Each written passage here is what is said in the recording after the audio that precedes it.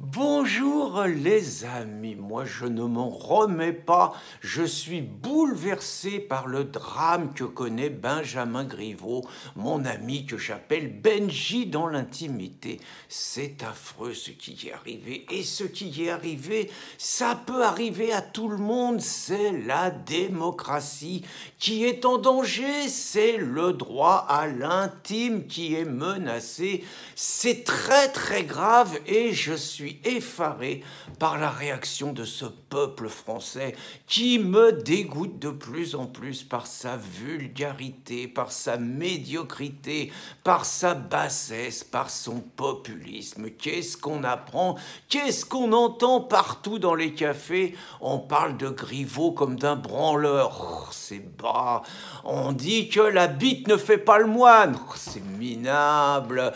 On dit que c'est la grosse bite à Dudule. Oh, ça se met à chanter ça dans les cafés, mais c'est abominable, ça les fait rire. C'est populiste, c'est raciste, c'est médiocre, ça les fait marrer, alors que les enjeux, c'est quand même la défense et la sauvegarde de nos libertés, de notre démocratie, de nos valeurs des droits de l'homme, du droit à l'intime. C'est quand même ça. Il faut que les journalistes, tous les soirs sur BFM, tous les politiques, ils répètent que c'est grave, que c'est une menace pour nos libertés de tous. C'est bien plus grave, par exemple, que le fait que 1000 agressions gratuites soient commises tous les jours. C'est bien plus grave ce qui est arrivé à Benji.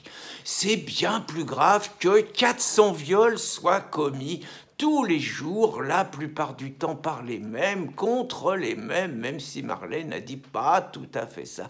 C'est bien plus grave que 13 000 cambriolages.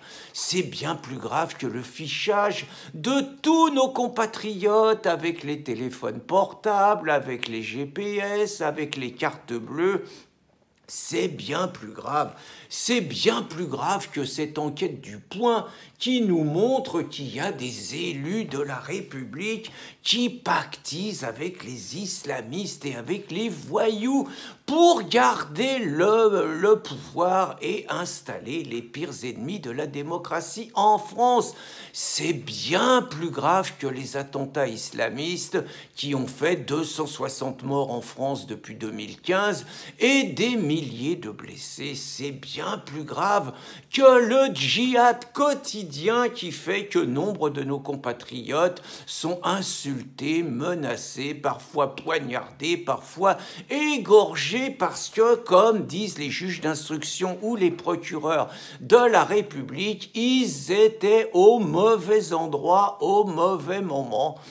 Bah oui, ils ont qu'à faire attention, nos compatriotes, il faut pas être n'importe où comme ça. C'est bien plus grave que l'invasion migratoire qui fait que tous les ans, il arrive 500 000 nouvelles personnes en France qu'il faut payer, avec l'argent évidemment des cotisations sociales des travailleurs qui normalement payent pas tout à fait pour ça. Tout ce qui arrive, c'est bien plus grave. C'est bien plus grave que l'ensauvagement de notre pays. C'est bien plus grave que le grand remplacement que dénonce Renaud Camus. C'est bien plus grave que le changement de civilisation que dénonce Éric Zemmour. Ce qui arrive à Benji, c'est quand même la nuisance, la dangerosité des réseaux sociaux. Et là, on peut pas transiger. Bon, par exemple, c'est clair que quand un multirécidiviste a été arrêté déjà 30 fois, qu'il a la double nationalité, qu'il avait un couteau à la main, bah c'est pas grave, on peut le libérer, lui, parce qu'on peut pas l'expulser. C'est pas possible, on peut pas l'expulser, ça serait contraire aux droits de l'homme, ça serait contraire aux valeurs de l'Europe, aux textes de l'Europe. Bon, bah tant pis si quand on le libère, à Marseille, le lendemain, il égorge Laura et Morane, qui étaient à la gare en train d'attendre leur train. Elles étaient là au mauvais moment, mais on peut rien faire.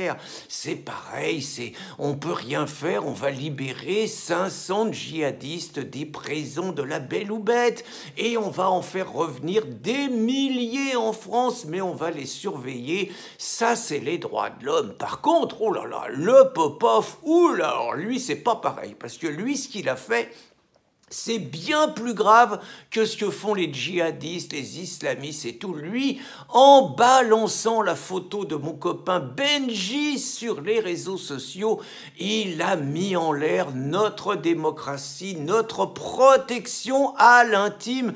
Et lui, personne rigole, il faut le virer tout de suite, le Popov. Les députés En Marche, ils hurlent et tout. Pourtant, le Popov, avant tout le monde l'aimait bien.